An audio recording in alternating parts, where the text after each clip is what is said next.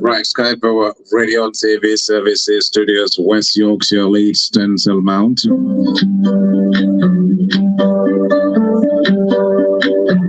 Welcome all on board our weekly civic education program from studios, West Yorkshire, Leeds, Stencil Mount. Mustafa Jame is my name at the seat, right? Streaming. Right, assalamu alaikum. Badi ngoluk ngal kontong mobe dawda anibe wato. Yo, content ro callers na bismillah na program o main kaso da jang lokum ninya temben sita civic education on Skype or radio and TV services. And badi mala Mustafa Jame member sire program o kun ninya temben.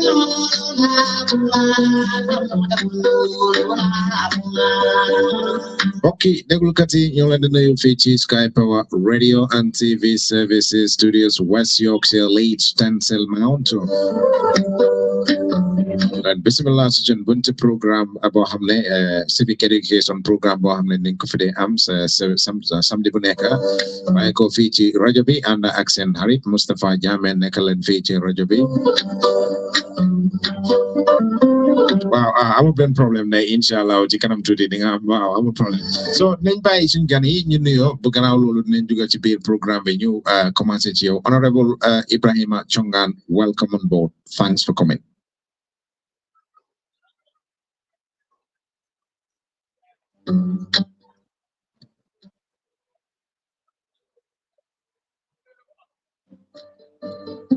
Yeah, can you hear me?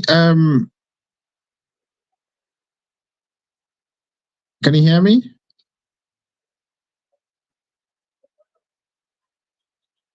I was wondering if you can hear me, Mr. Chongan. Honorable, can you hear me, Musa? Yes, I can. I can hear you. Yeah.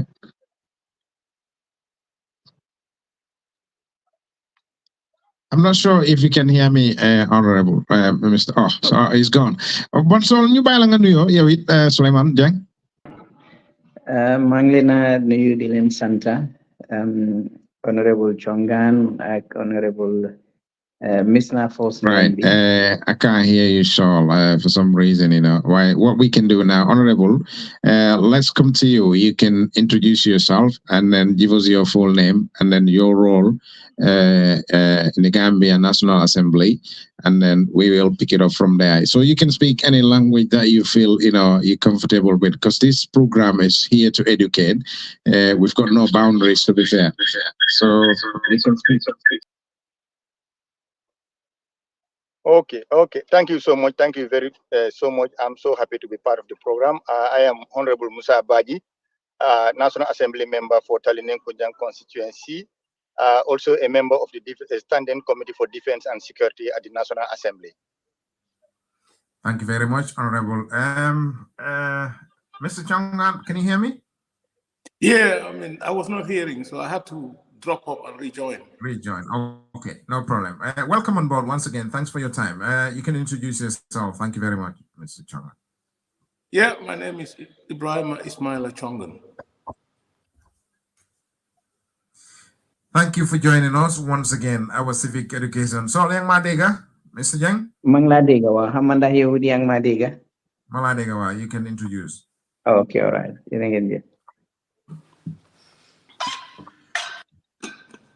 Wow, you buy lang ano Sol? Yeah, Manglenan, you, Honorable Chongan, Honorable, is it Musa Baji. Baji, Cisse?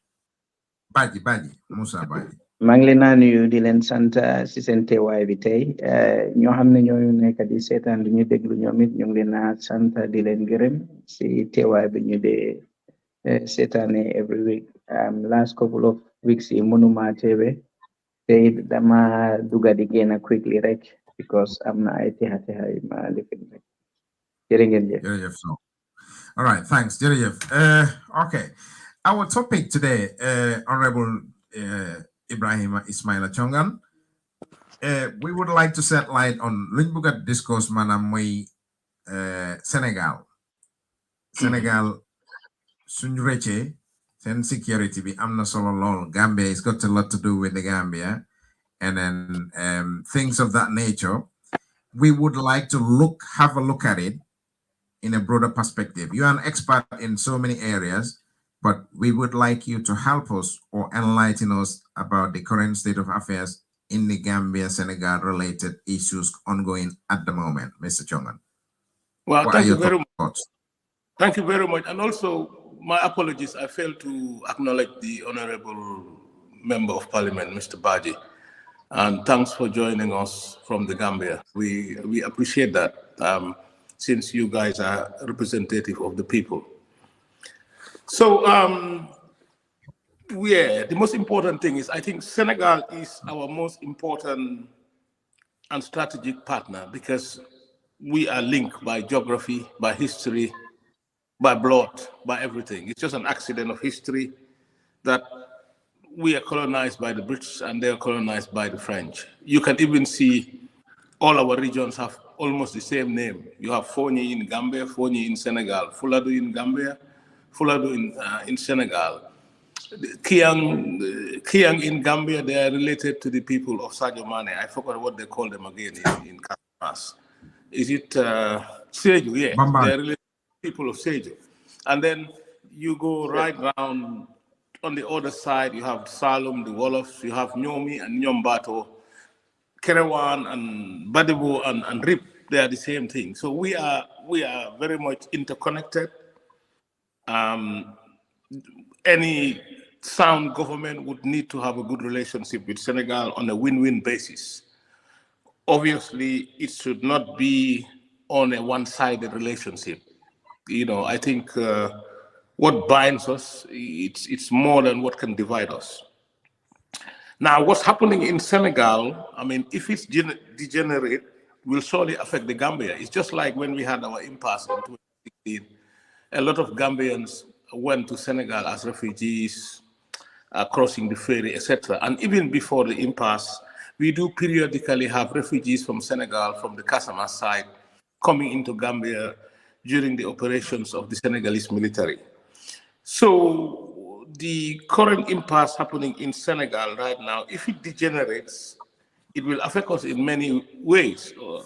First of all, we might expect to have a large flow of refugees coming from Senegal to the Gambia. Are we prepared for it? There are also some major security implications because we know that the ECOMIC and the presidential guard is dominated by Senegalese soldiers.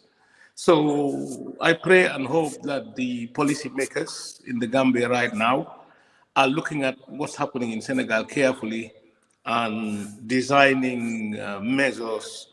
And God forbid we go to the stage where the Senegalese troops abruptly leave the Gambia, and we are not prepared for it. I'm speaking from experience. In 1989, after the Confederation broke up, I remember I was a young captain then, and we just woke up one night. You know, Abdou Diouf pull all his troops from the Gambia, and suddenly even the president Jawara did not have a guard. The gendarmerie has to scramble and send some people to start guarding the president. And within a short period of time, 89 to 94, we saw what happened. So I think we have lots of lessons to learn. And also, we economically also, there are economic implications because right now, maybe the MP and National Assembly member will know this more than me. Gambia, most of our trade with Senegal, we collect a lot of goods from Senegal, etc. So if there is instability there, it will affect us. So these are all things that needs to be anticipated and a thorough plan designed so that to mitigate whatever might happen. I'll have a pause here. Yeah. As a member of the Defense Committee, Honorable, you think, is there any mechanism or is there anything in place that you're not having regarding this current state of affairs? Is there anything we are not having? Is there anything you have in place, like discussions, ongoing discussions, or something relating to, the current state of affairs? No, actually, at present, we are not at that level because Parliament is at committee stage. We are having committee sessions. We are having meetings with defense and security heads as we go along. Even apparently last Thursday, we were supposed to have the minister and his security chiefs. Unfortunately, that meeting couldn't go because the minister was not in town. But then we've not sat to look at some of those things. But then actually, like Mr. Chongan has just rightly said, Gambia has to look at the unfolding issues that is going on in Senegal and how we are going to be prepared in case of anything. And it is high time that those things are looked into. But at the level of the assembly as a committee, we have not engaged the ministry. And I do know it is important that when, like Chongan has said, in 2006, when you have the impasse here, Senegal did not stand by and watch us go through those difficult times. They acted soonest. So it is important also, Gambia also, to take its stand. And that is expected from the government, especially the executive, to speak out and voice out what they expect Senegal to adhere to in terms of maintaining peace and order. And he said something very important.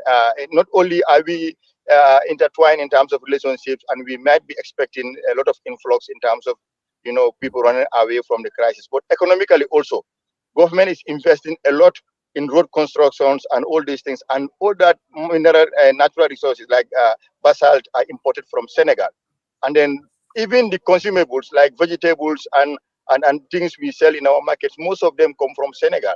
So if the things get worse, the impact is Gambia is going to feel it very heavily. It is important that we act on it. When would you start thinking about this? When would it reach to your stage of discussion, do you think? Is it, what is dragging this? But I think you have to be fair to the National Assembly member. He is not the executive. Exactly. I think what you need to... That's where I want to comment. Yeah, what you need to do, you guys, you need to summon the executive, the right people, to ask them these legitimate questions as a matter of urgency. Yes, that's what I'm saying. It would have happened last Thursday. Unfortunately, the meeting never hold. But then, like he said, what we can do as a parliament is to question the executive, their position in terms of preparedness, in terms of steps they are going to take to curb any disaster that might be arising. That is one step you can do. Like Mr. Songan says, the actors now is the executive who should lead the way, whilst we as people's representative, we question their position and then see how prepared they are and what steps they are going to take to in case of anything. Yeah, but you guys don't have to be reactive. You guys have to be proactive because you hold the government to account. In any democracy, yes, these three arms of government, the legislature, the executive, and the judiciary. So your role now is to summon the relevant ministries, authorities concerned, to ask them these legitimate questions. Yes. You may be aware that sometimes in our activities we have a calendar, like days that every committee would normally sit, and then if you miss that date, you reschedule. Like we're supposed to meet on last Thursday, and then every Thursday the defense and security meets because other committees also use the same facilities to do other various committees. So in our calendar, we are meeting next Thursday again. You understand? So these are issues that we're going to raise. But So you don't have, maybe sorry for cutting you. So you don't have like emergency mechanisms, like when there's an emergency, you can meet you can meet quickly, because if an emergency happens, it's not going to wait for your time, for your calendar. Rightly so. Rightly so. Yes, there are possibilities for emergency cases to hold meetings. There is a possibility, but we've not considered it yet, to be honest with you. Okay, Honorable, thank you. Mr. Chongan, you as an expert or experienced person in this sort of thing, do you think we as Gambian, have you got anything to worry about? We have a big time to worry, if you listen to what I said. If Senegal cough, we sneeze. If we sneeze, Senegal will cough, because of the geographical situation. I mean, a lot of them, we can have a huge influx of refugees. We have economic impact. As the national member, I always say parliament, excuse me, I don't this assembly business. A member of the National Assembly said, the economic situation, we order a lot of stuff from Senegal. They're even supplying us electricity in some of our towns, etc. Exactly. So we are too intertwined. This is not just between Gambia and Senegal. The world now is so intertwined. Look at when the war in Ukraine happened. Look how it affects the whole world. So we'll have a serious supply chain issues in the Gambia in terms of goods, materials, etc. And also the security implications. Obviously, not everything we are able to talk here on a radio platform, but obviously they need to have some contingency plan. Well, don't you think this is dragging? And where is the drag? And where do we start? And how do we resolve this, Mr. Jongan? Well, I think the Parliament has to do an emergency procedure and call the government out and ask these questions, because there are some of these things you cannot be in public. Some of these things has to be in camera, so that they find what the government is doing, so that they find out the preparations of the government, etc. We cannot just sit down and wait. You saw what happened yesterday. There was demonstration throughout Senegal. I mean, I don't want to interfere what happens in Senegal, but it's their internal affair. But the thing is, what is happening, we are all seeing is glaringly. We have seen what the American statement, the ECOWAS statement, the EU statement, etc. So there are two aspects to it. The government as an executive will need to take a position, but obviously our relationship with Senegal is so sensitive, so maybe the government will not be able to shout out loud, but I'm quite sure probably they will be speaking quietly with Senegalese authorities, because I think, didn't the Guinea-Bissau president go in there? I think he went there, the Guinea-Bissau president. So I'm quite sure President Barrow will talk to President Sall quietly to find out what is happening. But that should not stop us, we as a nation, as an independent sovereign nation, to prepare ourselves for all the eventualities that might happen. We just pray that this is solved. Thank you. Mr. Joran, the preparation, where do we start, you think? Where do you think we can start the preparation? Well, at the level of the presidency has its advisors there, including the National Security Advisor and the other advisors, economic advisors, etc. I think that they should have a cabinet meeting on this to look at the issues, etc. But as I said, these are very sensitive issues. The government cannot come in the open and say, the government will probably come out with a statement, but there are some issues, some actions they are going to take. It cannot be for public consumption, because this is a very sensitive issue. You have to understand how government operate. Don't you think it will put people at ease if they at least get some form of information as to the current state, what is happening, like to put the people at ease? Yeah. I mean, obviously, the government should make a statement, but you have to give them time to consult internally, to come up with a position, and then they come and explain to the people. I think this is what is happening in Senegal is very, very important to the Gambia. It deserves a statement from the government to tell us that they are prepared and what actions they are taking. But as I said, we should be mindful. There are some certain issues the government cannot say it openly. It's just the nature of things. Some of it is very, very sensitive. It's like, yeah, you cannot say some of these things openly, but it would be nice to keep people in the loop as to what is happening, to say you don't need to panic, we are in control, things are in this, we are secure, we are safe as a sovereign nation. You don't think that sort of thing, like comfort, to make people feel ease a bit, you don't think that that is of relevance at this point in time as an emergency? You don't you think, Honorable? Is it addressed to me or the Honorable? No, addressing Mr. Chongan, yeah. Yeah, I mean, yeah, of course, I agree with you. The government should come up with a statement. Anyway, they have a spokesperson. Every minute, everything they are churning out statement. But I think this is very important thing, and we would expect the government to come out. I mean, yes, I'm having difficulties hearing you, but I can hear you now. Okay. Okay. Yeah. Okay. Now, what we are Gambia saying is, yeah. He's The asking question me, is for Mr. Chongan. Okay. yeah, he's asking me a question whether the government should come out with a statement. Yes, they should come out with a statement. But the thing is, we are in the weekend, so hopefully by Monday we would hear a statement from the government spokesman to tell us what they are doing and reassuring the citizens. Yes, you are quite right on that.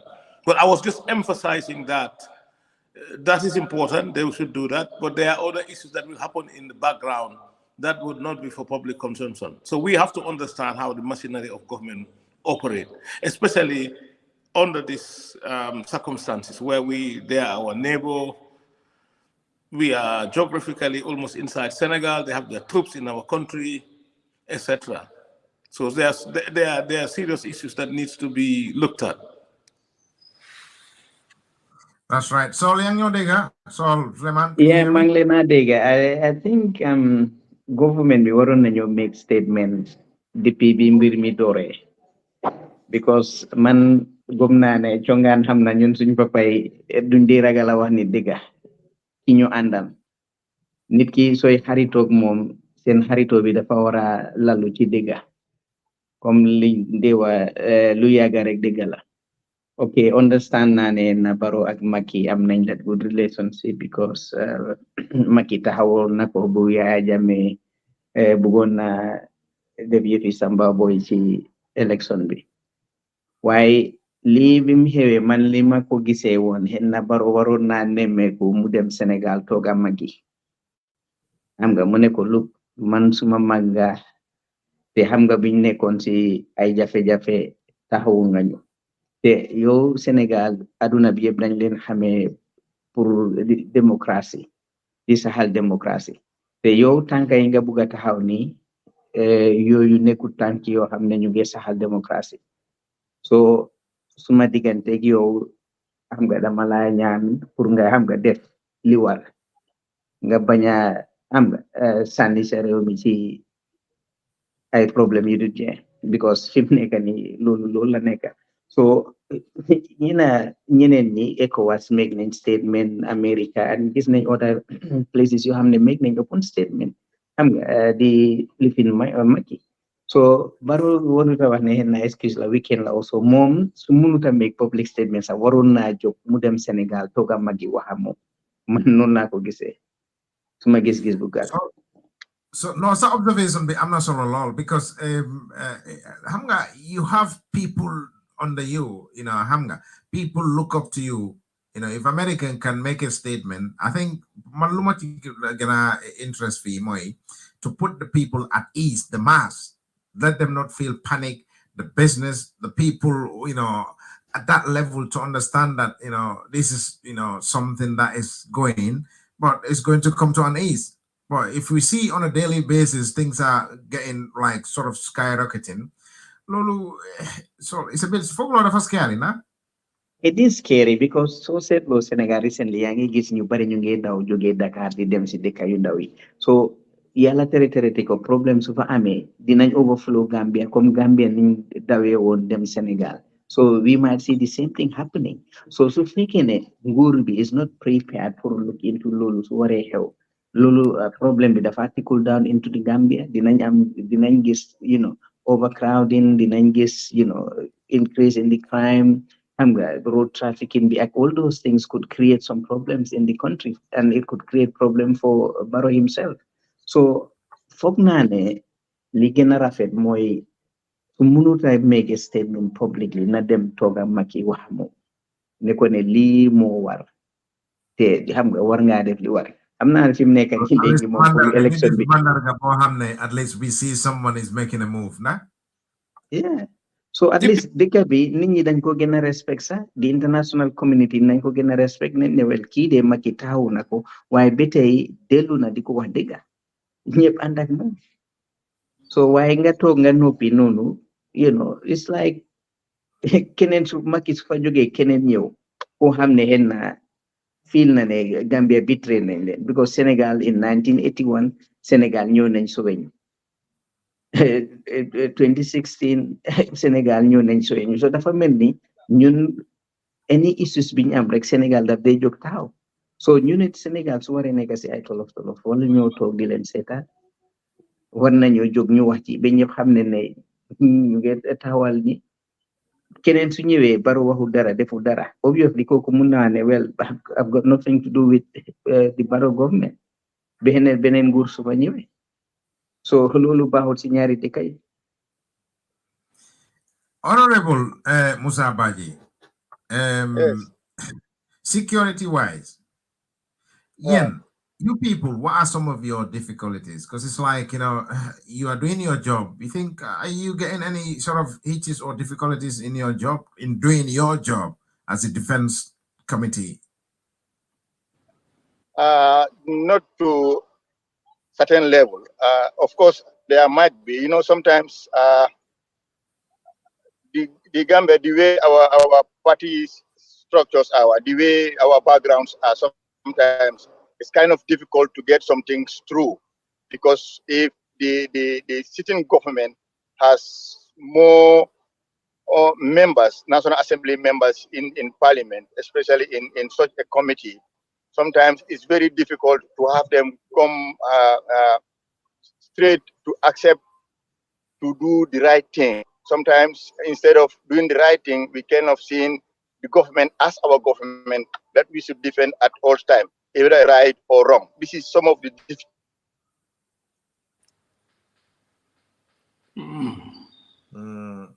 challenges. It's like if you ask me, that I think the collective sometimes It's a very important point here. We get partisan politics. Some things done. I think we need to start demonstrating about this internet connection in the Gambia. Yes, Mr. Chongan. No, it's sad that he's gone off. I wanted to ask him whether their procedures are open to the public, or also where they're keeping record, where they're publishing it, because that way it can bring pressure. Because really, once you are voted as an MP, you should be an MP for the people, not for your party. But we know what is happening in Africa. This is not just a Gambian thing. It's a general and African problem. But at least if the committees are working in a transparent way, where the reports are regularly published, etc., that will put pressure. Oh yeah, I had some questions. Yes. I had some questions for you. But what I was saying is, are your proceedings openly public, and do you have records of what is happening? Because if you publish what is happening in some of these committees, it will put a pressure. Because really, a National Assembly member, once you are voted, you should be an MP for the people, not an MP for party. But the thing is, this is not just a Gambian problem. We are seeing it in Senegal. We're seeing it in other African countries. So it's a typical African country problem. Yes, it's a challenge in African countries. I don't know when we are going to graduate from the system, but then it is happening. Okay, our committees, most committee meetings are streamlined, are streamlined. But for defense and security, defense and security, most of our deliberations, we are not still because of the sensitivity, like Mr. Stogan was saying here. There are issues that you don't have to put in the public view. So most of the times, our deliberations, our sessions are recorded internally, but then are not streamed live. But other committees, obviously, they go live. But sometimes those who watch it would have to sometimes notice some of these challenges I'm talking about, where instead of institutions that come to represent government have to respond to issues and then face scrutiny, now you have parliamentarians now confronting each other with regards to which question to answer, the official should answer, or which question the official should not answer. And sometimes this result to even sometimes a serious argument among MPs themselves, instead of, so I believe if we are all going towards the one direction, or no matter where you belong, whether opposition or parliament, government MP, when an issue is raised against a head of an institution of a government, we should all speak one voice to ensure that we get the best out of what we want. My follow-up question is, you said that some of these defense things rightly cannot be made public. Oh my God, it's gone. Yeah, but my mind is here. Yes. Yeah, you said that some of these things is recorded internally. So what are the rules of when you publish it later, how many years or whatever? Do you have rules regarding to that? No, like you would know, the secrecy that involves in security issues. No, but listen to me. In a democracy, there is secrecy. It's an operational plan. Like when we didn't need but the personnel and the... It's breaking up. No. I acknowledge that there should be some issues which are secretive, but it's not in a democracy. Everything has to be probed. There has to be rules and regulation which says after X number of years we will publish it so that people will know later. Because after a couple of years, it doesn't have an operational relevance. So we cannot just say everything is secret and no accountability. That is not on. I get your point. Like declassifying them. When you classify them, at some point it's got to be disclassified. Yes. At some point, yes. This is true. That is something we have to look into. We have to advocate for. Definitely. Exactly. It's a shortcoming. It's a democracy. People are paying their taxpayers money. They need to know. Obviously, after 1 year or so, there is no operational relevance for it. But people can learn the lessons where the right things were done or not. Exactly. I agree. I truly agree. Sorry, Mr. Host. I'm just turning to the... No. It's all good. This is a conversation. This is a discussion we're having. You can interject or ask anytime. But my follow-up or my question would be, your difficulties is something that might affect Gambians across the board.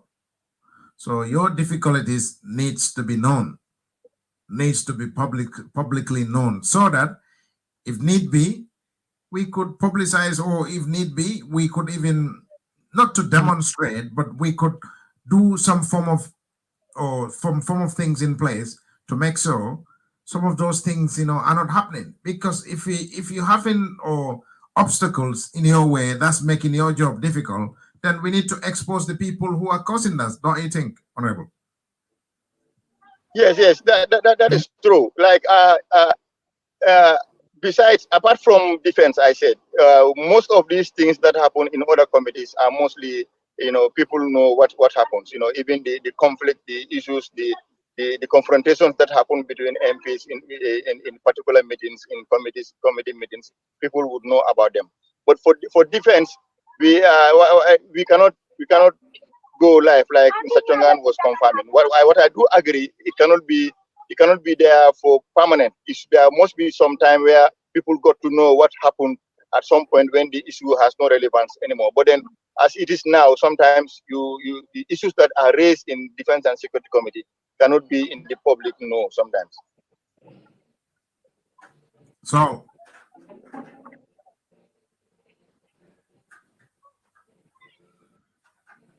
okay, Mr. Chongan.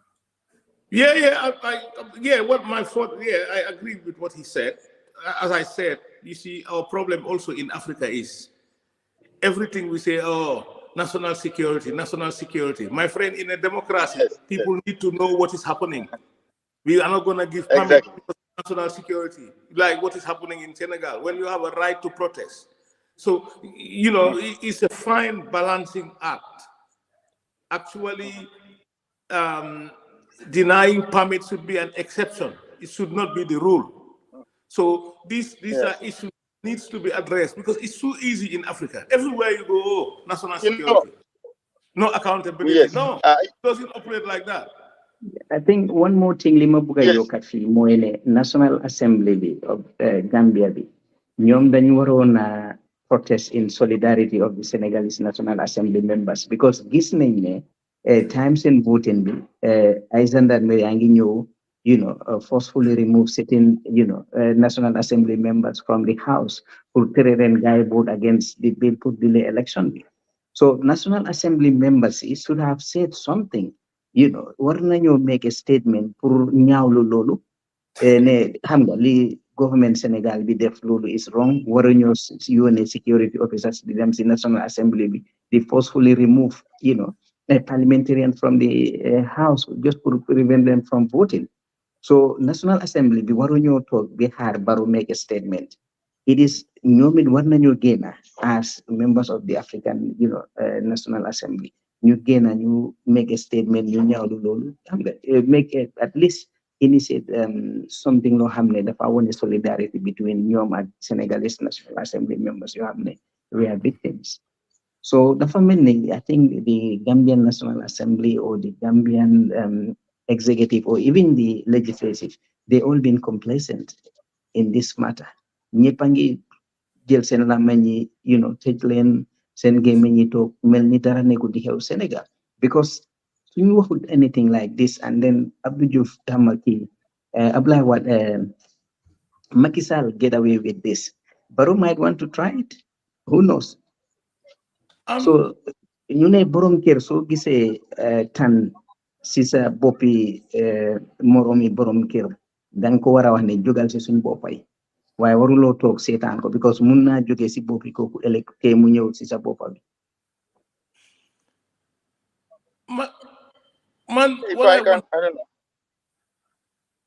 What I wanted to further ask the MP is, I'm not sure whether you guys, you know your powers, the powers you have as national members, as holding the government accountable, whether you write letters to ministers or etc. that they have to explain things, etc. Yes, Mr. Chongan, we do. Balama nyosi bobu ma like ma tontu korobi Uncle Belumwa. Like yes, anybody can have right to say we are competent. Parce que deputy warta nopi. Nidi sunya tane rek anything that concerns. But collectively, we've not spoken because Parliament munsi committee stages. Why? People, even parliamentarians, we are counting on our parliamentarians who are members of the ECOWAS, because we expect ECOWAS as ECOWAS Parliament as the bloc responsible for all of us in this sub-region to act.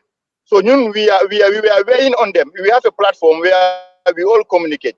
All the MPs are equally concerned, and we are prevailing on our people who are members of the ECOWAS member state ECOWAS Parliament to communicate and take action about that. And then we were glad when the first communique, second communique were coming. Maybe at the level of the Gambian Parliament, we do not come as a uniform body to make a statement. You could be right, but individually, that does not stop parliamentarians individually to go and make a voice like the uncle was demanding. That was the right thing to do. Mr. Chongan, yes, we have a lot of powers, but that powers has to do when the majority are willing to exercise this. That's what I'm saying. Why partisan politics is a challenge. Although it's not. There are still challenges with regards to some of the powers that other parliaments in other countries have that we do not have. But the powers that we have also, the majority has to exercise it. So when the majority is divided, that is when there is a problem. But we have processes that we ask parliamentary questions. ministers. They come during oral and oral question and answer sessions, which we have every Wednesday. Ministers come to answer to current issues that we demand that they answer to, and then followed by supplementary questions. We also have summons. If we need any minister to attend any committee meeting, a summon is sent for the minister to come and answer to some of the queries, and we do have those processes. But then to do certain things, like when you actually know that a wrong has been committed and Parliament is required to take a stand actions in terms of punishment or any other, like vote of censure or all those things, that would be difficult for this current Parliament. I can assure you that, because if maybe you were aware or not, but at the beginning, when the opposition MPs were having issues with government ministers in terms of trying to apply some of the rules, like we said, we ended up having problems among ourselves alone, because now the national interest is at stake now. Not the partisan interest is at stake, not national interest. So those are the challenges. But then the powers we have, if we are all committed to move this nation forward without any partisan influence.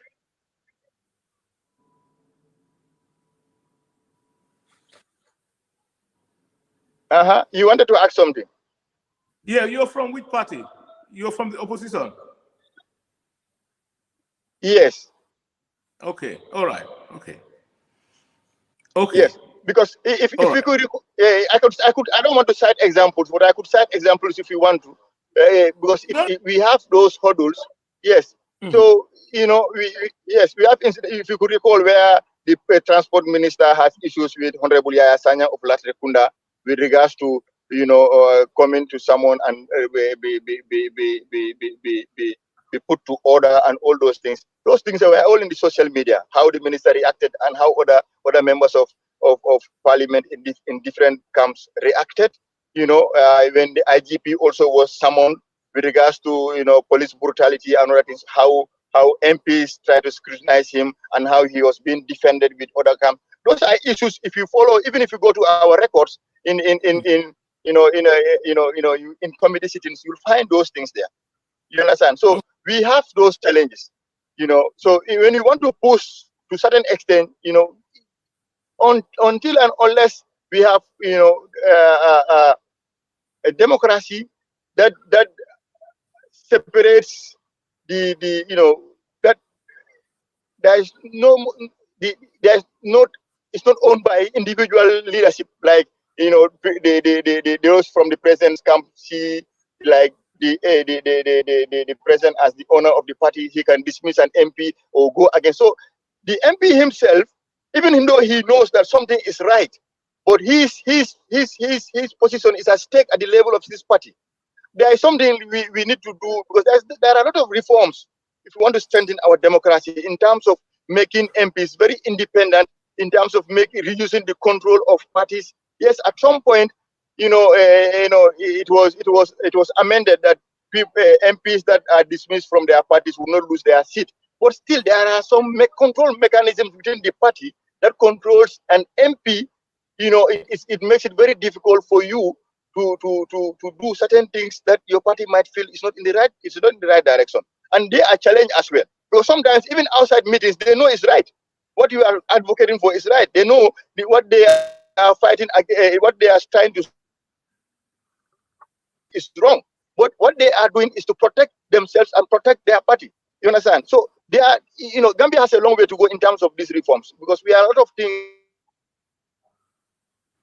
I don't know whether you touch it in this security sector reform, all those things, democratization reforms, all those things have to come. You understand? To be able to, like this thing you've just mentioned, how to declassify information, parliamentary sittings, so that public we have a long way to go. Anyway, thank you for really coming here. I'm sorry that we are scrutinizing you properly, but this is part of the process. Next time we have some MPs also from the ruling party. Because the thing is, at the end of the day, if we continue this attitude, our country will never move forward. You see, in any functional democracy, even if you are part of the ruling party, if you are a ruling party MP. I missed some point. I missed at the beginning. Yeah, what I'm saying is, it's very sad that, Yes. and this is not only UMPs, this is for a lot of sectors where people look at their personal Yes. interest before the national interest. This is not just the Yes. MPs, this is across the board. And so long Yes. as we have not climbed above that, where the national interest Yes. comes forward, forget about development, we will never go forward. Because Okay. Yes. Mr. Chairman, how do we resolve that? Let's do away with the personal interest to get national interest. You think, how do we resolve that? How do we do away with that, you think? There are two things. There should be civil awareness, civic education, good laws. It's a disgrace that we are still having the 1997 constitution, a constitution that rubber stamps a coup d'etat. That's a disgrace. We should get a new constitution which give more powers to the MPs so that they can hold the executive accountable.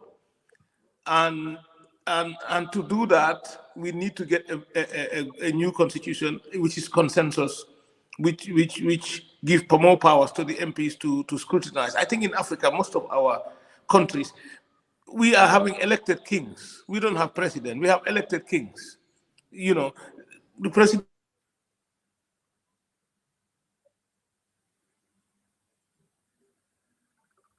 I think you got an incoming call. It drops your, yeah, you need to rejoin, Mr. Chongan.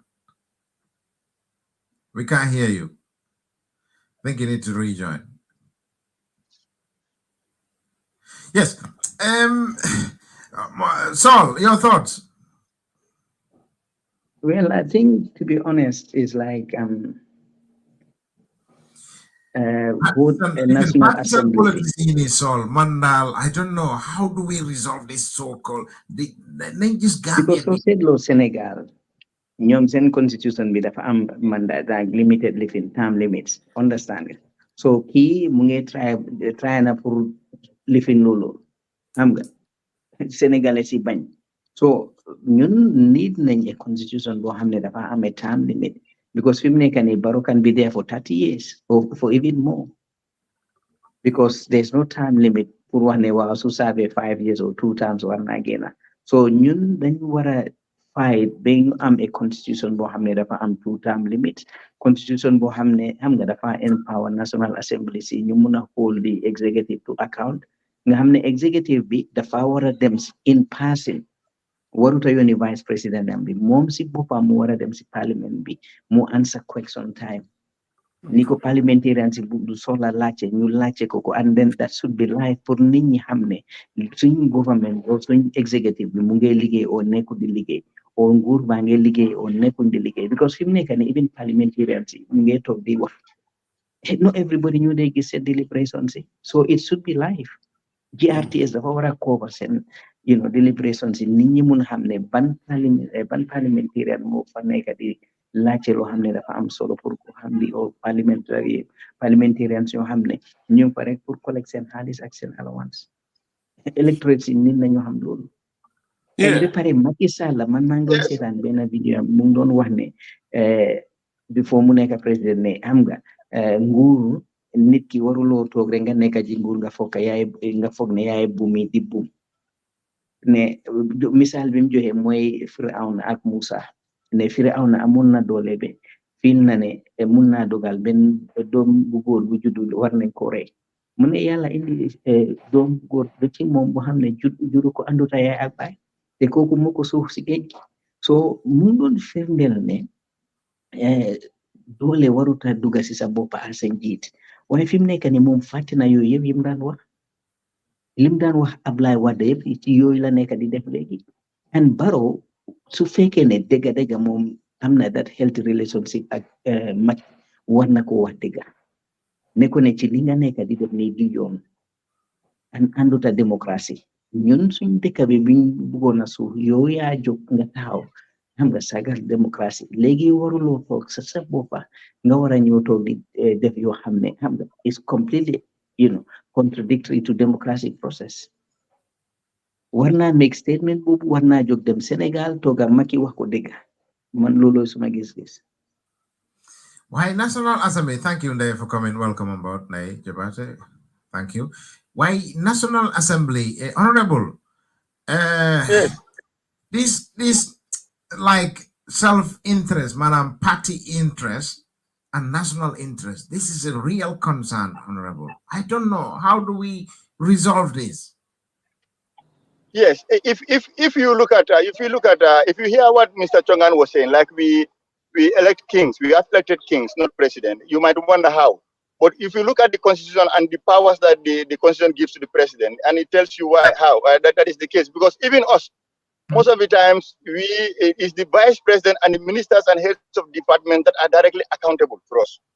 So meaning even if you invite the president, the constitution gives him the power to direct the vice president. He might never come. Apart from the State of the Nation address, he has no business with parliament. Even if yes, the constitution said the parliament can invite the president to come at any time to discuss a matter of national concern. But the same constitution says also the president can delegate the vice president. So that's why you've never been seen presidents coming to answer to parliament. All the time, even parliament is the vice president that will come. So, and also to make parliament very powerful and very independent is to make a reform in terms of who becomes speaker and deputy speaker. This is very important because these are they ultimately become the assembly authority, determine the day-to-day administration of the assembly. Now imagine the speaker and the deputy speaker are all nominees of the president. I don't know whether you follow our deliberations where we do oral and question answers. You see how they control, because we have what they call standing our standing orders that gives the speaker the power to admit a question or reject a question, and he has the final say to decide whatever happens during any process of the assembly. Now you can see how sometimes they suppress issues they feel will not put the government in a good spotlight.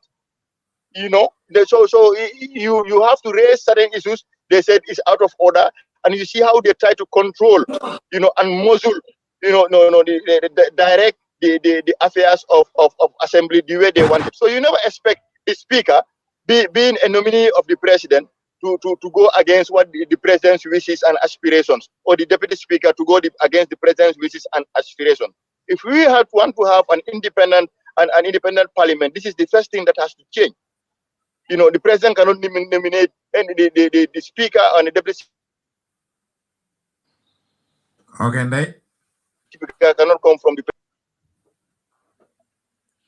Yes, well, good afternoon.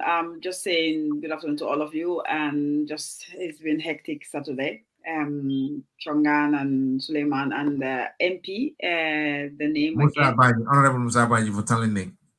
Honorable Musa Baji for telling me. Yeah. Honorable Baji. Yes, I just wanted to react a little bit on what Mr. Honorable Baji is saying. Yes, it's true. The speaker, deputy speaker, those people need to be independent.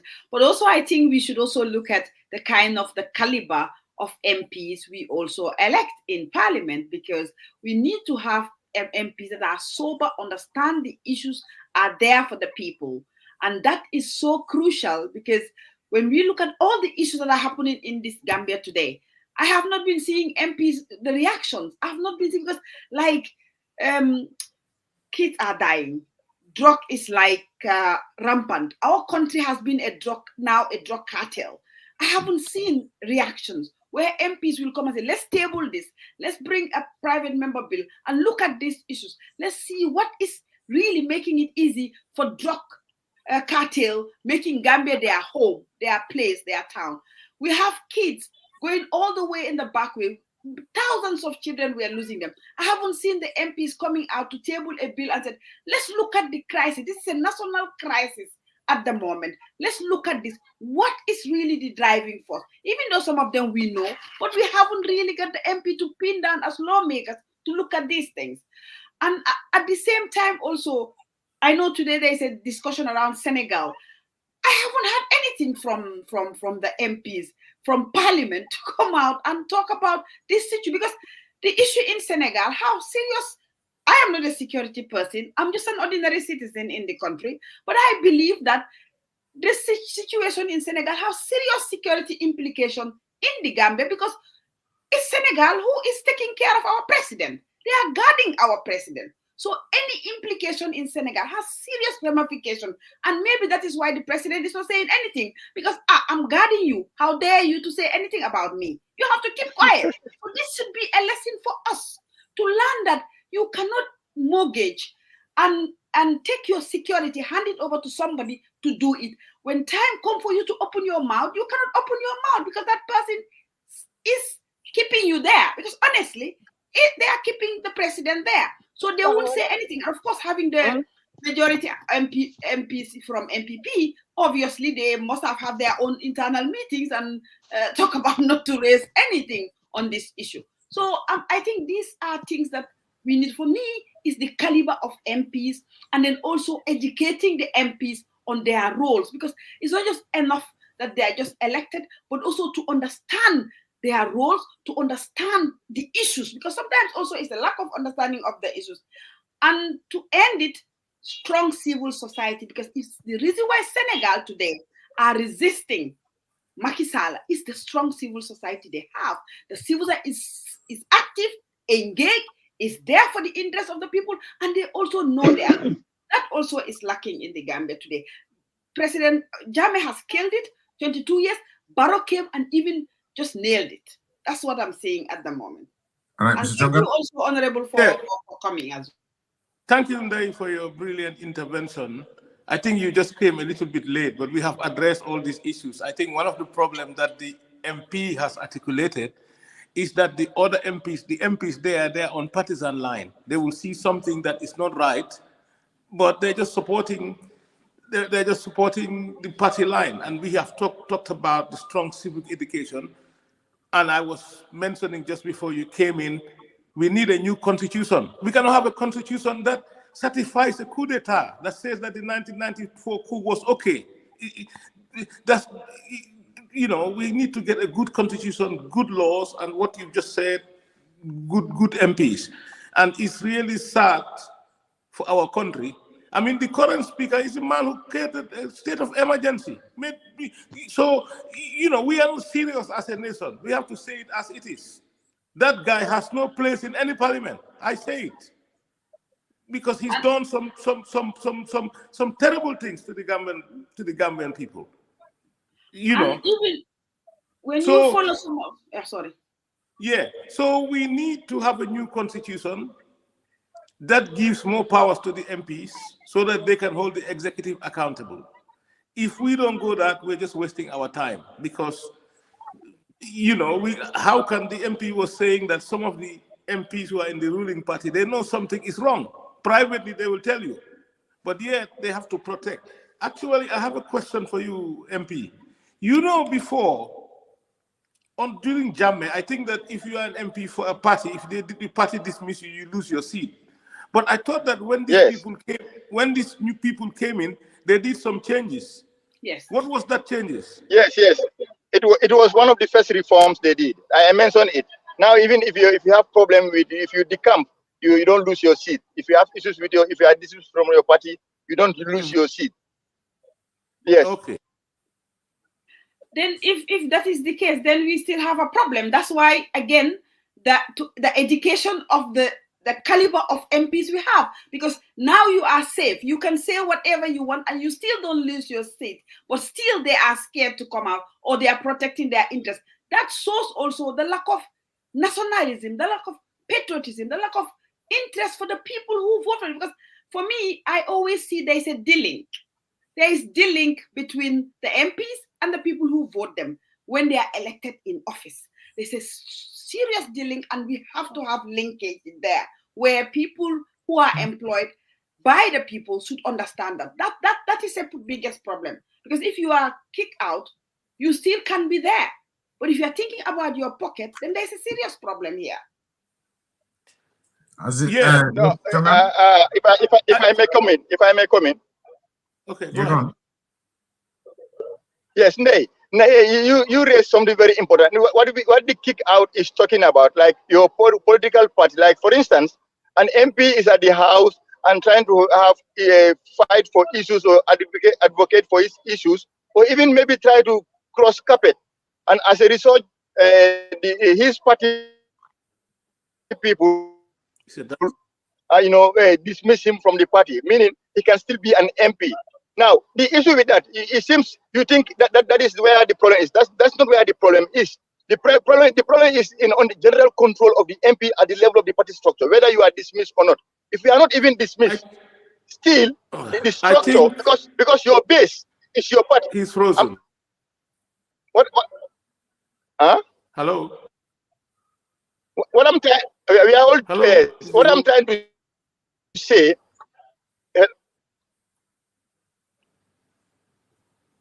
Is it okay now? All right, I can hear you all loud and clear. Yes, Chongan, what do you think? Yeah, what I'm saying is, I think the solution to this, because these changes they've made is a double-edged sword also.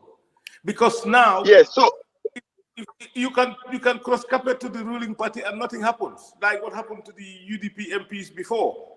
Like 11 of them cross carpeted and nothing happened. So it's a double-edged sword. Either way you do it, it's a double-edged sword. I think yes. What we need to do is we need to have, in a new constitution, we need to have something like a recall. If somebody is an MP, he's not performing or he's cross-carpet, the people of his constituency, if it's 5% or 10%. I think there's a recall. There's a recall. There's a recall. Yeah. You can do that. There's a recall. Yeah, but how many percent? And no. But it's not complete. It's not complete. It's in the constitution that a recall is possible. But an act of National Assembly should be made to determine how the process should take place. That act never took place. That act is never made up till now. Yeah, that is what we call in law an implementing act. So they did not enact an implementing act. The other thing, I think this is important, where people like Ndejobate come here, the diaspora. Yes. I think we should start targeting MPs who are sellouts, so that we make sure that the next election we put our resources there, that party never wins. And also, our people also have to take responsibility. You reap what you sow.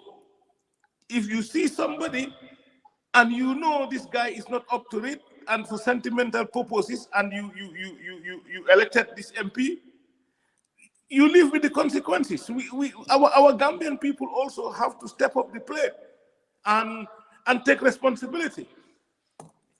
Okay, Nate. Yeah, that's why I'm saying that back to Chongan, you're talking about taking responsibility. You have to take responsibility when you understand the responsibility, because this is where also the challenge is.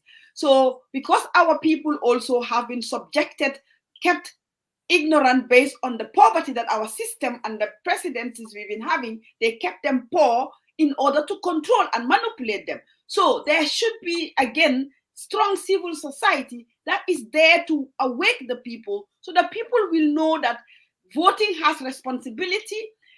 When people are ruling you, you have the responsibility to hold them accountable. Like yesterday, on Thursday, the president of Norway, there was this Sami. Sami is a tribe in Norway that also have been discriminated years back, and still there is discrimination as well. Yeah. This tribal thing in Norway, Sami. Yeah. And they have what they call Sami's National Day. That is the Sami's National Day. And every time there's a kindergarten in one of the areas in Oslo, they always celebrate this. And different ministers, MPs go there to celebrate.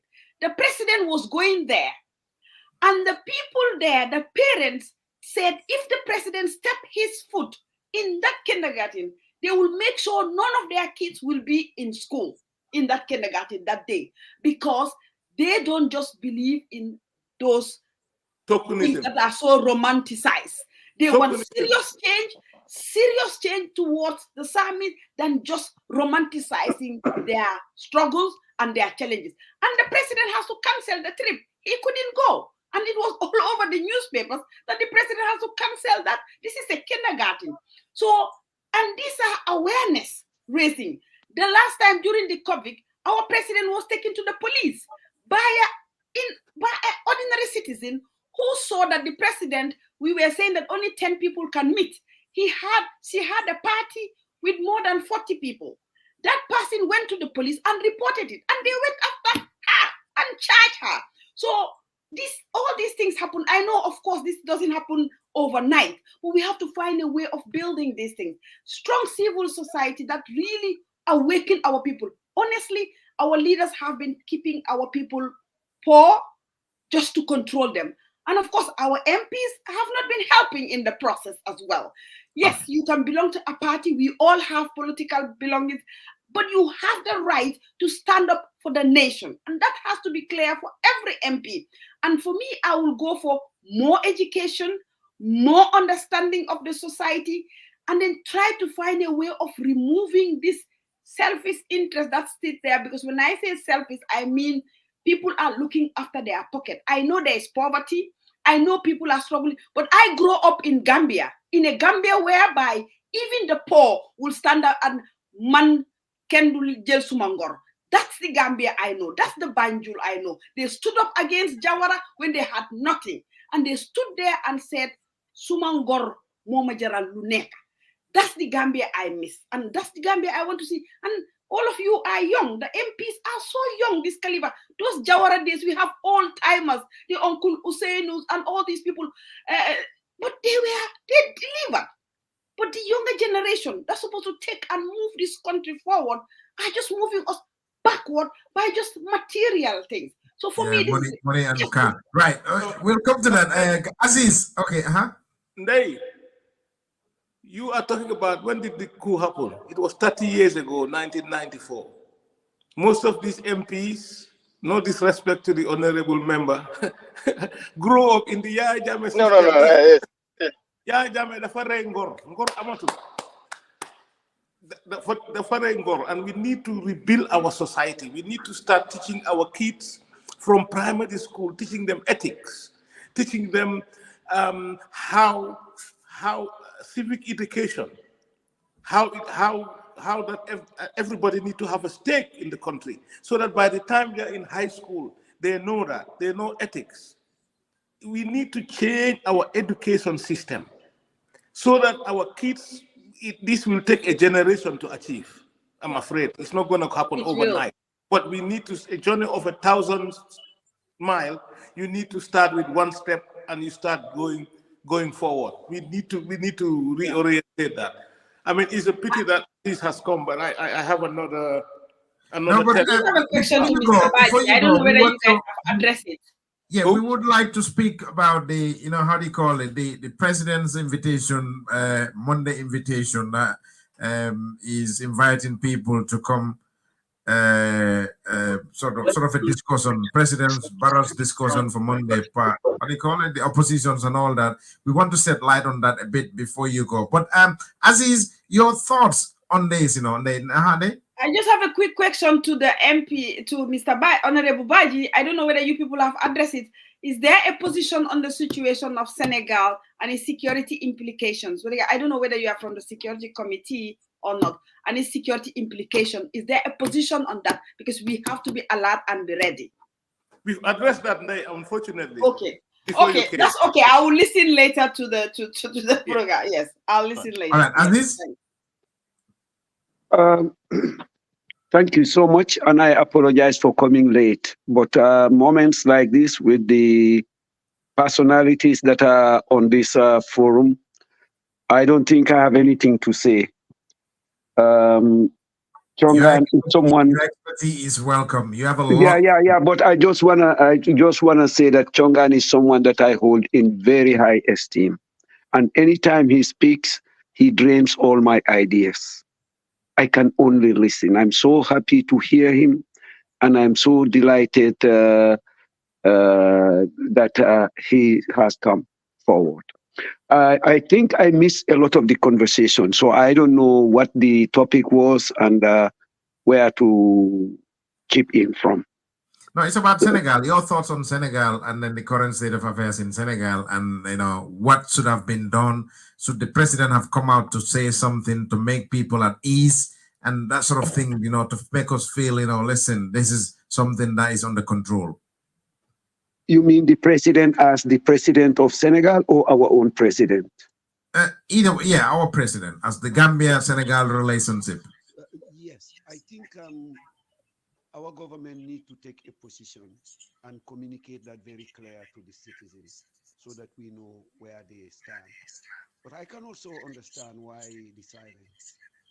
There is a wall of word to say, "Watanane boromker." I am not hearing Aziz well. I don't know if you people have the same. Yeah, I can you hear me now? Okay. Yeah. Yeah. Okay. Yeah. So what I was saying is that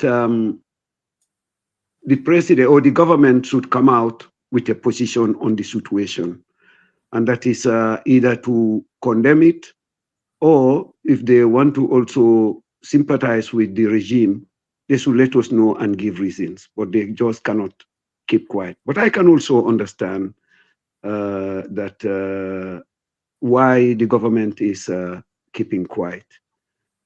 Senegal is the de facto guarantor of our peace and stability. And recently we have seen even more intrusion in that area, where they are now responsible of the safety and security of our executive presidency. So under that circumstances, you need very skillful diplomatic individuals to craft a statement that will speak to the concerns of both Gambians, but also not be seen as vilifying Senegal. I think that is where, I think maybe that's why the president is not coming out, government is not coming out with a statement. But it is time they come up with a statement. Because again, it sounds like, sorry for interrupting, it sounds like the National Assembly members, there is this partisan like politics that's happening there. It's like the president is his interest first, not the national interest. Is that what you acknowledging? No, I think here, the parliament, are you talking of our National Assembly, right? I think, I think the reaction of the National Assembly will only come when they have a sitting, a session, and then or government call a session, because this is an urgent, an emerging issue that have an impact on us. Parliament on their own cannot call that session. It's the government that should do it. Yes. So when the government call a session to discuss this matter, this is where we can now scrutinize the position of our members of the National Assembly. But as it is now, and I may be wrong, the Honorable may correct me, as it is now, they can only make individual statements because Parliament have not sat on this issue, and they need to sit. Because whatever happens in Senegal have some security implications in our country. Yeah, he did mention that earlier. Yeah. I have a question to that. As he's talked about, because they haven't met, but there are extraordinary sessions as well. I mean, Mr. Baji, Honorable Baji, can you help us enlighten us on that? Because there are extraordinary sessions, and this call for extraordinary session when the person keeping you safe is in trouble. It depends on where you're looking at it, because yes, Parliament can always call for extraordinary session when the need arises. So that is where the question is: do we see the picture the same way, like to ordinary session? That is my point. You understand? So what is missing, like Assis has said, and that we have said earlier, is the executive to take the lead in the engagements with Senegalese authority and its stand on what to do to ensure that the situation is addressed. Now, like I said earlier, also we are on committee stages. Unless somebody does it individually, but collectively, it can only happen when there is extraordinary session, because we are sitting in March 4th, next month 4th. So as a group, there cannot be any statement unless it is through extraordinary session. But that also has to depend on if we all agree that the picture, what is happening, requires an extraordinary session. Just a quick follow-up. And that is where you have the problem as well. Yeah, as an ordinary citizen, again, this situation in Senegal, I don't know how the MPs or you are seeing it on the budget, but it's an extraordinary situation as well. Because somebody keeping you safe, somebody having the security of your president, and Assis also said something, stability of your country is in crisis. That is an extraordinary situation. As an ordinary citizen, wouldn't that require an extraordinary meeting? Yeah, I think we have addressed this before you came there. We have. I am sorry. Yes, that's why coming here is bad. What we said, maybe let me just resume just a summary of what we said. You see, the crisis in Senegal has three implications in the Gambia. One, we can have a surge of refugees coming to the Gambia. This has happened with the Casamas crisis many times, and our own 2016, we Gambians always ran to Senegal, to Toubacouta. There are also security implications which are very complex in the sense that there's some we can talk about here, some we cannot talk about here. Aziz knows that, he's been in the force before me, so he knows that. Then there is the economic implication, because most of the goods in the Gambia, we get them from Senegal.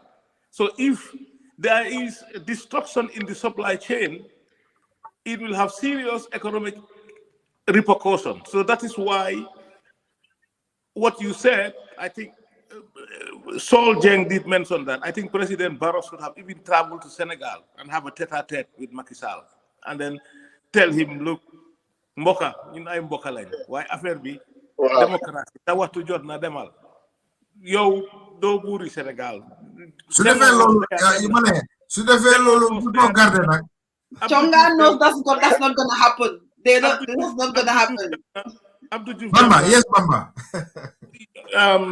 After Abdou Diouf, you have Lai Wada Demna. So ñu waxtaane ko bading ya fasa bading ya kacha nga kacha nga fo kodoke ila wato sita ita dandi masi bobe nala, something like that. So that's not gonna happen, Chonga. That is bari atol mandin kol ka fo bebu ka fo bebu ka fo atol mandin kol ya fo ha. Okay, Mama, yes, is it more content? But the second part, me along, then we go manam tomorrow invitation, Monday invitation be in half an hour. The president inviting oppositions to come to the State House. Yes, Bamba, your thoughts about the Senegal Gambia? Well, you know, Senegal and the Gambia are like fish and water. These two cannot go. One cannot go without the other. If you look at Senegal, water can cook fish, you know. Yes, of course, water cooks fish. That's why Senegal is in the Gambia trying to enforce the ECOWAS, whatever you may call it. And the Fonyinkers are complaining that there is no war in the Gambia and they shouldn't be there. So, but basically for me, the situation in Senegal is very unfortunate. We know Macky Sall has totally failed the Senegalese people, and he is trying to impose his will on millions of people. If you look at President Macky Sall right now, President Macky Sall's term of office should have expired, like what happened to Jammeh when the parliament decided to extend his stay. Senegal came to our aid. Like Koto Ibrahim Ismail Chongan rightly said, President Barrow should take the bull by the horn, visit Senegal, and try to mediate if he can. That is what diplomacy is all about. It doesn't mean that we are a small country, Senegal wouldn't listen to us. No. Jawara used to be a peace envoy. Jawara used to be a voice for Africa. You know, Gambia has always taken that position. Wherever there is problem, Gambia used to be the beacon of hope for all nations. Wherever the Gambian president speaks, Africa listens. So presidents of the Gambia should know that we have had that historical position. It is them that have just shifted their position, becoming like other dictators are. And that's why they would be very shy to talk to somebody else when you have the intentions to extend your mandate as yourself. So who would you talk to? ECOWAS is a toothless bulldog. ECOWAS is just useless because ECOWAS is a friends club where anybody can come and do whatever you want as long as you are within their good books. Then you are fine with them. This is what I am beginning to see, that ECOWAS would collapse at some point, because leaders who are genuine on defending their country's integrity and helping their people to swim out of poverty would not be listening to ECOWAS, whether they are military governments or whether they are civilians, in the long run, because Africans are getting aware now. Nobody is getting stupid. We are in a global world and we are in a digital world. What is happening in Senegal is very, very, very, very undone, because Macky Sall, we all know how he came to power when former President Abdoulaye Wade wanted to extend his stay. We all heard what Macky Sall said. And now Macky Sall is repeating exactly the same thing that he has accused Abdoulaye Wade of trying to do. You know, your term has expired. What else do you want the Senegalese people to do? Do you want to impose a president on them? That is very undemocratic. Senegal has been one of the greatest democracies of Africa, and the only nation in sub-West Africa that has never experienced a military coup. But Macky Sall is pushing Senegal to the limit. See how many people are losing their lives and properties. This is uncalled for. This is so embarrassing for a country that stands giantly to show Africa what democracy is all about. If this is the only democracy that we have in Africa, then we are doomed. Thank you, Bamba.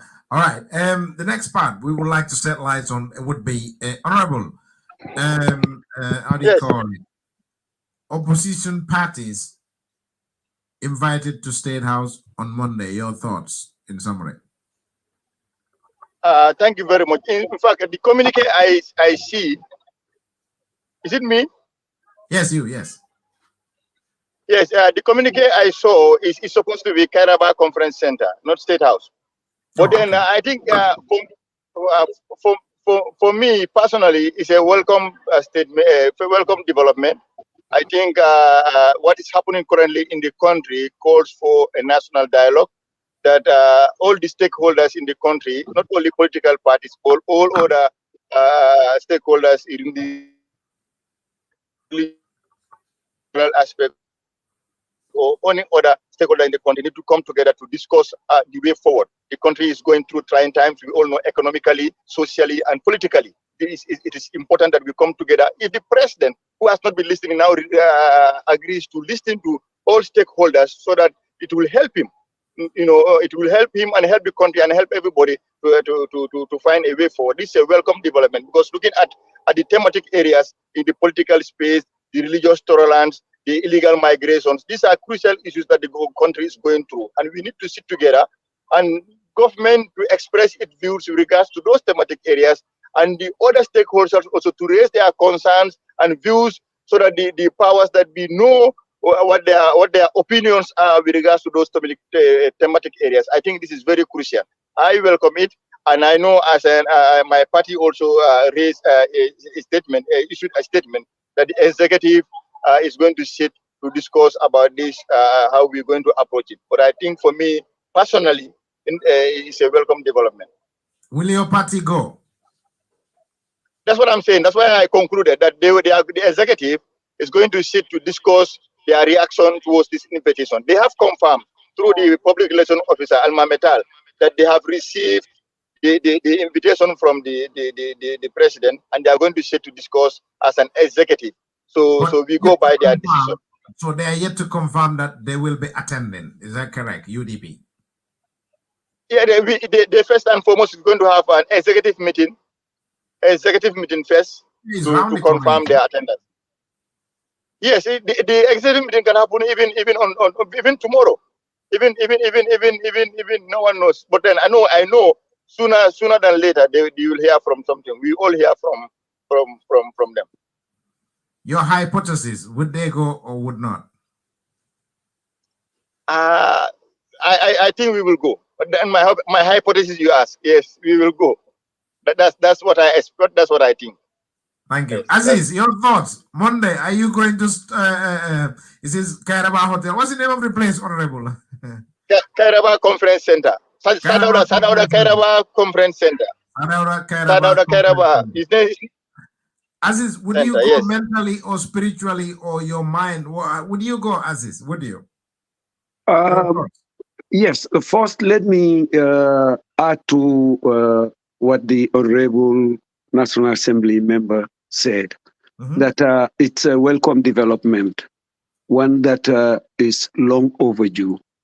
I think a couple of years back when the COVID pandemic broke out, and Barrow came out to say we should all come together and put resources.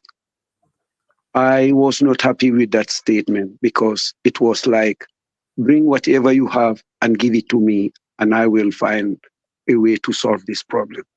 What I was looking for is to call for a national dialogue, bring all stakeholders and say, this is the situation, how can we participate? And UDP, in their defiance during that time, refused to put their resources in the hands of government. They had their own parallel resources that they were distributing directly to the people.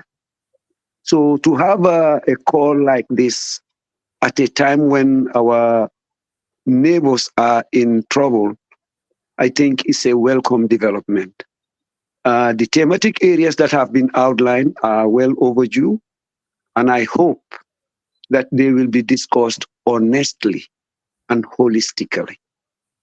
I hope that the executive, President Barrow in particular, is ready and prepared to listen to hard truth from people that he perceives as enemies of this country, people that he perceives as his critics. Is he prepared for that? It is one thing to sit down and listen. It's another to integrate those ideas or conclusions into positive and tangible actions. I also hope that the parties, political parties from every political divide, will be bold enough and honest enough to face the president and tell him the truth, the raw truth as they see it. But most importantly here is the civil society. This is a great opportunity for civil society to sit face to face with the government and also the political parties to tell them exactly how they felt, how politicians have helped this country to ransom, how they have divided us along party lines. The reason why civil society is most important here is that if the opposition tell truth to Barrow, we know the answer. Our people are going to say, oh, they are angry, they are so losers, they are looking for jobs, they are just critical and so on. But if we have a strong civil society coming out to say to the president and to other opposition leaders too, that listen, you guys are bringing this country down. You need to stop this. Tell President Barrow that this policy or this strategy is not working for country. You need to ditch it. This is when we can have a tangible and a worthwhile national dialogue. Thank you very much, Aziz. Saul.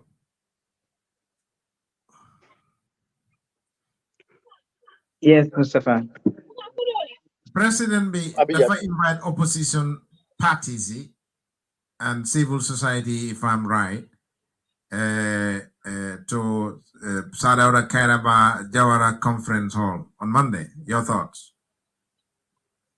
No, can you just repeat that, please? President Adama Barrow invite the civil society and, if I'm right, and the oppositions to Sadaura Kairaba Jawara Conference Hall on Monday for a discussion. Your thoughts?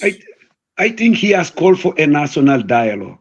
National dialogue, yes. National dialogue. And I think there has been talk of having now February 16 as a national day for dialogue or national dialogue day going forward.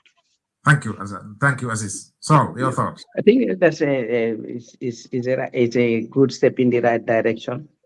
Linde were better late than never.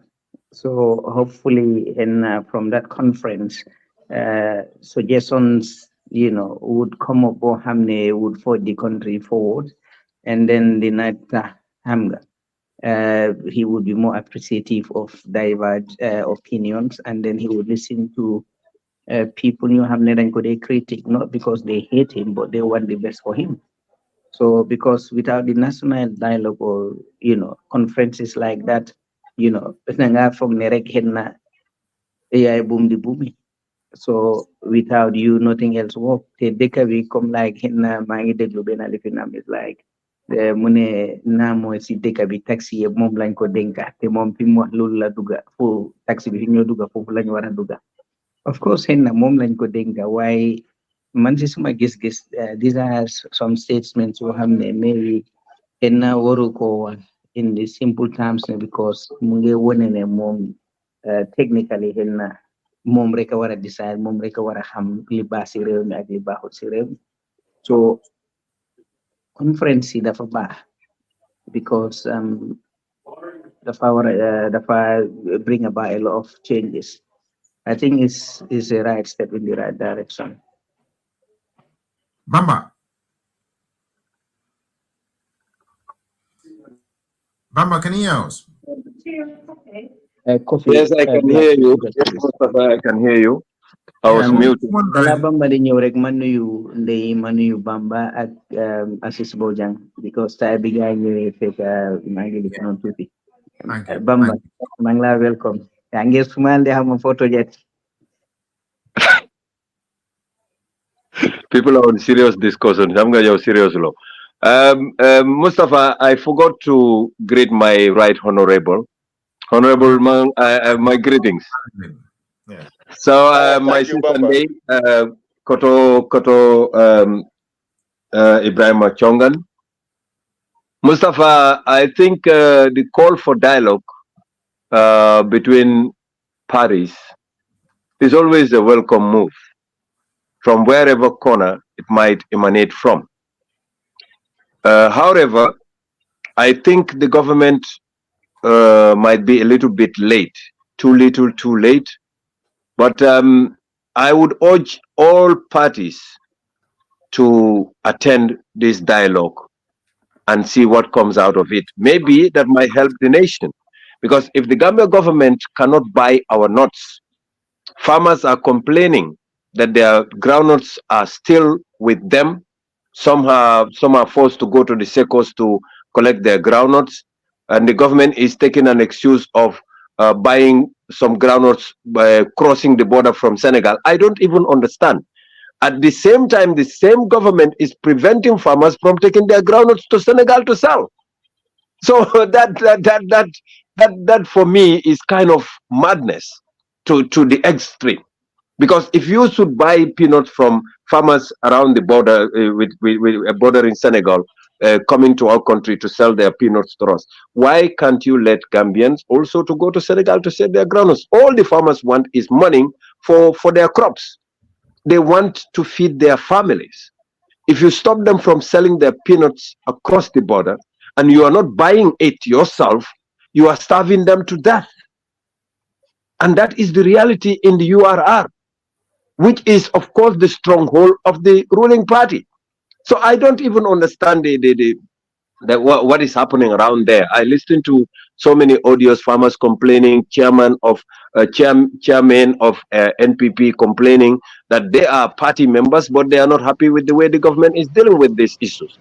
Mustafa saying, having said that, I just want to thank panelists around here for your resilience and dedication to sensitizing the Gambians all the time, every week, throughout the year. We have been doing what we could do best, is to educate our Gambian people and sensitize them. That is what civic education is all about. And what our people right now need is awareness. With awareness, everything is possible. When your citizens are aware, they make informed decisions. And that is what Gambia needs right now. Thank you, Mustafa. Imagine, Bamba, our 1-year anniversary will be streaming live on BBC West Yorkshire. Imagine. For our civic education, 1-year anniversary. No, we should be streaming live with GRTS. Well, if GRTS don't want to stream, BBC is willing to stream. So BBC, they would listen to BBC and say, oh, these people are next step now. Nay, Nay, your thoughts, President inviting opposition to a sort of a dialogue. I think you're on mute, yeah. Yeah, for me, I don't believe him. I will stand on that, and I know I always stand on the other side or most of the time, and yeah, and I hope this time I'm wrong, but I don't believe it. I think it's not genuine, because why I said that is that if you look at the process of dialogue, and I am always working in processes and processes of change, processes of result, this whole process should have started just by looking at the first topic that the president have. If you look at the topic, I'm just going through the thing, is the political environment for sustainable peace and stability. That's enough dialogue alone. And a lot of the problems actually is hanging there. By that is also created by President Barrow himself. So I would have expected the president to start that conversation, dialogue, conversation with the political parties, head of the political parties, go through these processes, and then come down to the next stage, which would be the national dialogue he's calling for. 3 days to talk about. Just listen. I think we should stop to be complacent about these things. Dialogue is okay. It's fine. We should have it, but let's do it right. Let's not be doing things just for the sake of, because I strongly believe President Barrow is doing this because he needs money. They are cash-strapped. They need money. They have to showcase to the donor community that they are doing something about the situation of the country, drug struggling country, backward challenges, lack of economy for the people. And this is exactly what President Barrow has to showcase, to say that he's doing something by engaging everybody and involving everybody. This is how I see it, me. Now, to discuss within 3 days things that are so crucial as one, political environment for sustainable peace and stability. 2, religious tolerance for social cohesion. 3, ethnic diversity for national unity. Security, sovereignty. Media, safeguarding the democratic space. Irregular migration. 6 topics that are so huge, that are so catastrophic within our society at this moment. You said within 3 days, you would discuss that. There had not been no pre-conversation around this, unless I'm wrong, because I tried to get information about what's the agenda look like, what are the modalities, no information at the moment. Maybe some people have it because those who are invited might have it. No information. I'm hearing people saying some political parties or people haven't received invitation, and the invitation, they receive it yesterday or they are receiving yesterday. You can never call for people to come and discuss something as national dialogue in 3 days to prepare themselves, and Monday they are there. I have a problem with it. I'm not sure, because they are not feeding us with information that we can use to assess this properly, because there is no information apart from what they're going to discuss. And I have serious problem with the process they have, the modality, the process being the fact that there are no pre-conversation with political parties, because we know the tension, the political tension is huge, it's big. There should have been a pre-discussion first. And then that leads to this dialogue as well, to the number one they're talking about. You want to discuss this 9 to 12 p.m., is it 2 p.m.? These issues. You want to talk about illegal migration, 6 huge topic for 3 days. It's not genuine. That's not genuine. The second thing is not very transparent. When you call for national dialogue, all information should be out there. Citizens also should have that information to start preparing themselves to be able to react to that and share it with their different, either is the civil society, either is the opposition party, either is the church or the Islamic community. That should allow that engagement, because when you talk about national dialogue, you're talking about everybody. You're not just talking about political parties. You're not just talking about civil society organization. You're not talking about religious institution. You're talking about Gambian people being able to engage in that dialogue. I don't know. Maybe some of you people have got the information. I have no information apart from this list. So I don't see myself involved and engaging in this discussion. I want to also have a say, not just being represented, but I want to have a say. So this, I find it that it's not genuine. I believe that President Barrow is doing this just because they're economic trap. He needs to really address it, because no donor will continue to give you money in this crisis Gambia we're having right now, with the migration issue, with the drug issue, with the ethnicity problems. No donor. These are exactly these topics. They are catastrophic. So President Barrow, we have to do that, and then show the donor that, yeah, I'm doing something about it. I'm dragging everybody in. Everybody is with me. Yame used to do these things. Everybody is with me. I've spoken to the opposition. I'm working with everybody. I include everybody. Those who don't come, they don't want to be part of this. Of course, we're hearing a lot of those things, that if some people don't go, then you will be seen to be anti-nation, anti-national. Honestly, let's be honest to each other. This is about Gambian life. This is about our people dying. This is about the life of our people. This is about our children who are dying on the back way. This is about our children who are dying with drugs and being killed by drugs in the streets of Banjul, Gambia, any street you go in. So this is too important to play with. So I think President Barrow and his team who organize this, they should look at this properly. The process, when you deal with processes, it has all gone wrong within the start. They should have looked at this properly, had a pre-discussion with the political settings, come out then with a dialogue and divide it in a way that they discuss this properly. You cannot discuss this topic within all these 7 topics for a national issue, 6 topics within 3 days. And then you are having different stakeholders. Each one want to make their say. Each one want to say how they're going to do this is going to be very interesting. I don't see genuinity in this. I am very sorry. It's all fake. Okay, Aziz, your final thoughts and your reaction, and then we will go. You're on mute, Aziz. Aziz, Sorry. mute. Yeah, I wish I spoke after Day, because she made all the right points. Yes. Well, I did this deliberately. I did it.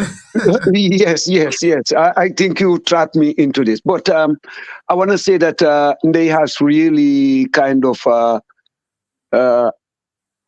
broadened my own view of this dialogue, and given what all the things that she have indicated, and the fact that we've not gotten sufficient information as to what is involved, I want to kind of think that we should still go, but maybe with some degree of suspicion that maybe we're being trapped, or the political parties are being dragged into this just to showcase something for the government.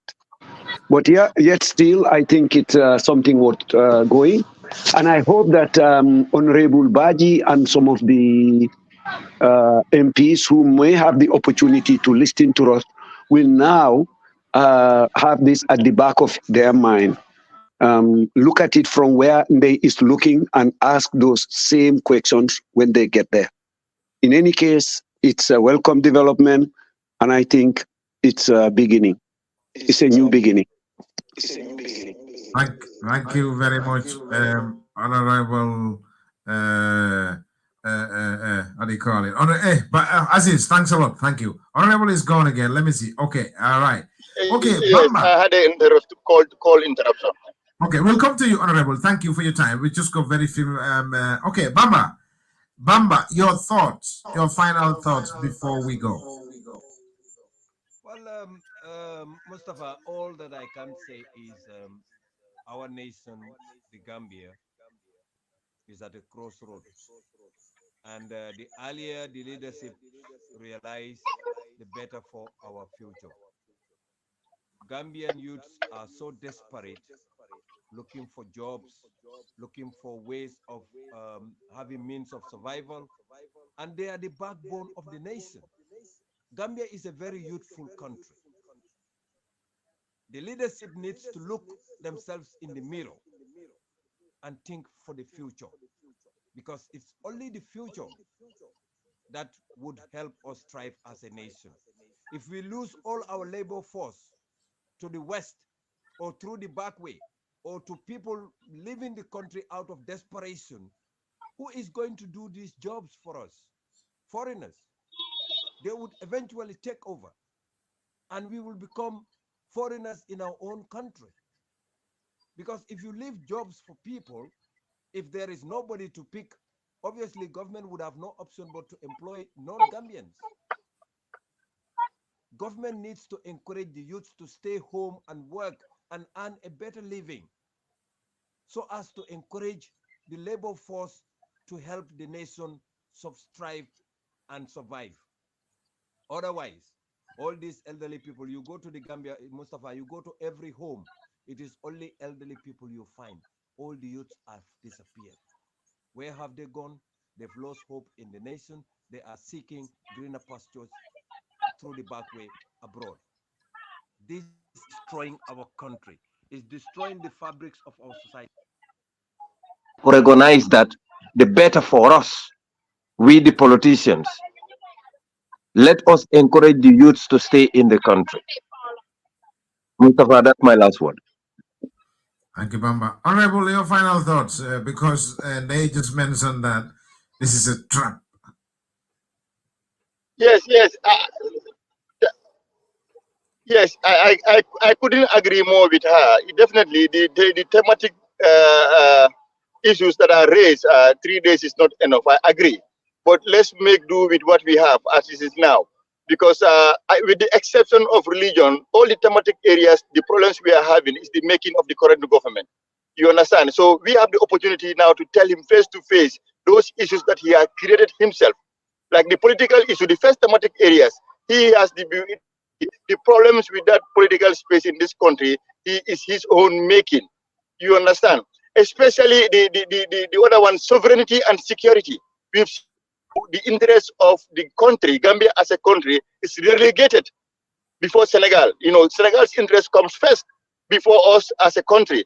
We're looking at how now the arrangements government allows through the Ministry of Finance that the importations that are coming through containers are being diverted through Senegal, and Gambia is given only a trinket from the tax that are raised in Senegal. And it means the crucial tax we export is supposed to have is all been diverted through the arrangements of our own government.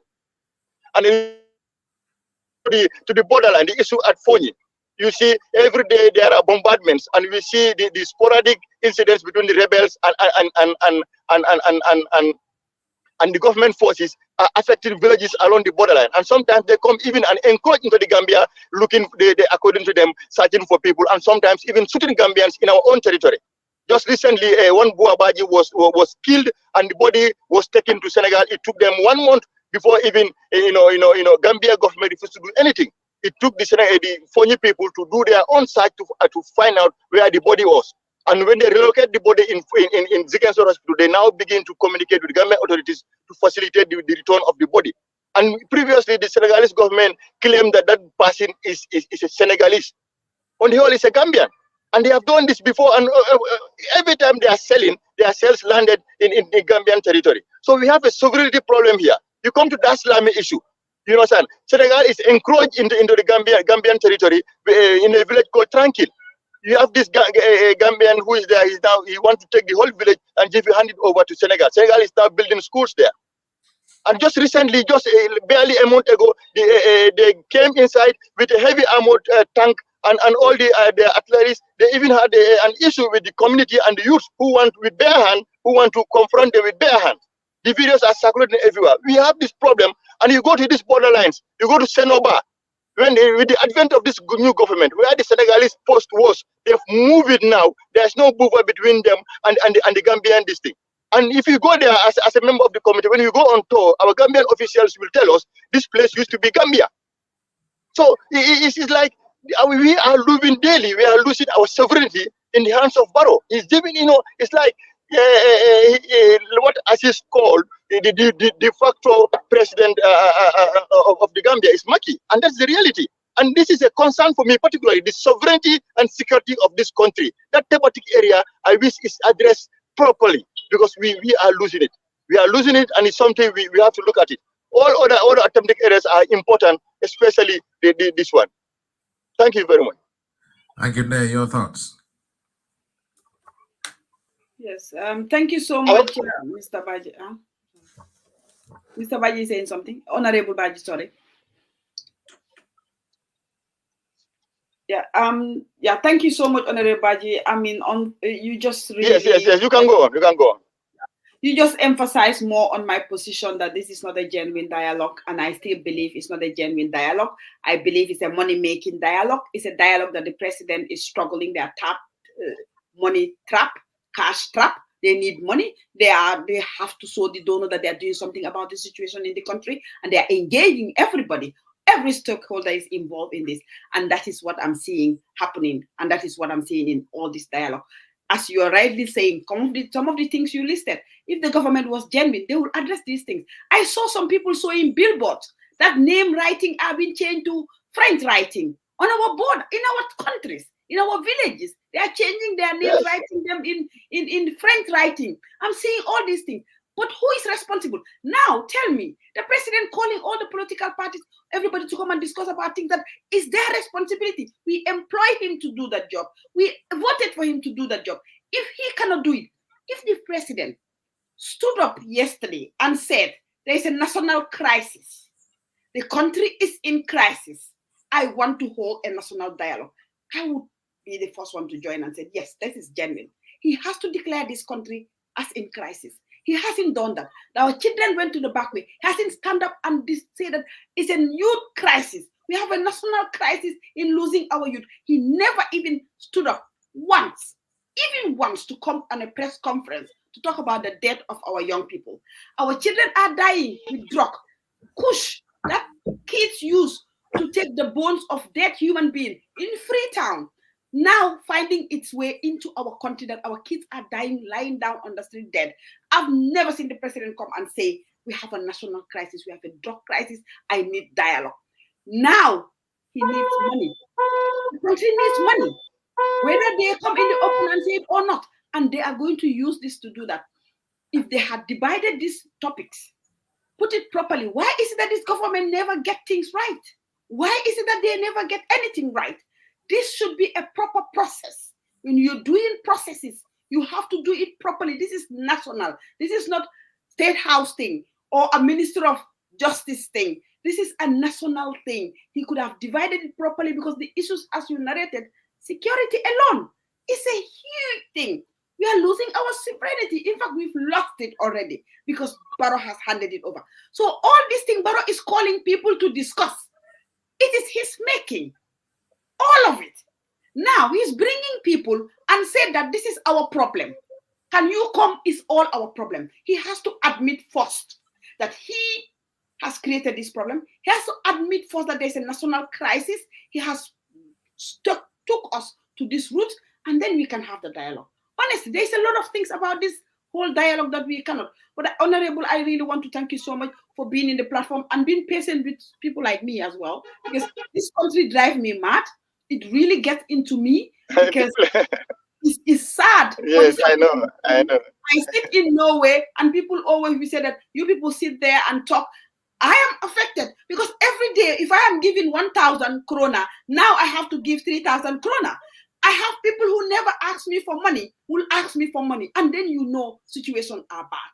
So we sit down here, many young people will call out to you, ask for help. You cannot help everybody, but it affects you. It affects you because you don't have all the resources. So we sit here, we are suffering. Even we live in Europe, instead of enjoying like our Norwegian colleagues, we suffer because every time our mind is at home. So I thank you so much, and I hope your colleagues will also try to really beef up a little bit, stand up a little bit, and be there for Gambia, because all of you people are young. You have a long way to go. You have a lot to offer to this country, and our hopes are in Parliament. That's the only hope we have at this moment. because the president, I don't have hope in it. But you people representing us are our hope for any change. And we are here to support. We are not just talking, we are willing, we are opening our doors for any support that we can do to move this country forward. We are all sinking. And thank you so much for your time. And thank you so much for being here. And thank you so much for your patience again to be with us and yeah, hear our forest resolution. Thank you. But I wish everybody well who go to this dialogue. Thank you. The pleasure is all mine. You are there for the Gambian people. You are not there for President Barrow. Thank you very much, Day. Honorable Musa Baji, for National Assembly member for Talinding. Yes. Thank you for your time, energy, and effort. Have a lovely evening, Day. Thank you so much. Appreciate your time.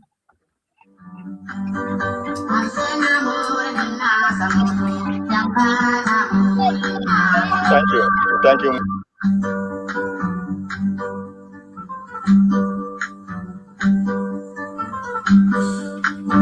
Right, this is the weekly civic education program, Jamano from Skype or Radio and TV services. This program usually comes every weekend, every Saturday from 5 o'clock UK time to 1900 UK time. This is where we draw the curtain for this edition. We'll shortly be back on civic education here next week, Saturday. Same place, same time, same frequency, Skype or Radio and TV services. Bon fi la ñoo tàggatoo yéen ba beneen samedi inshallah may ko fii ci Skype or Radio TV services butun lamadlani jiberal me sarodi la ñanne follow kunna la inshallah programme ñing kana sibidi la kabutalan lulu kata talan woro la UK time ming ya feel ko mim fota jang abe mol na fala you can share the program isaje jama bal sina jang kanyo konsodia kanyo hakku plan di cool la butun waro suñu na be dana janne fo sibidi na la inshallah ko Skype or Radio TV services and bani Mala Mustafa Jame membe programo kunna fasibit nala inshallah alimbara.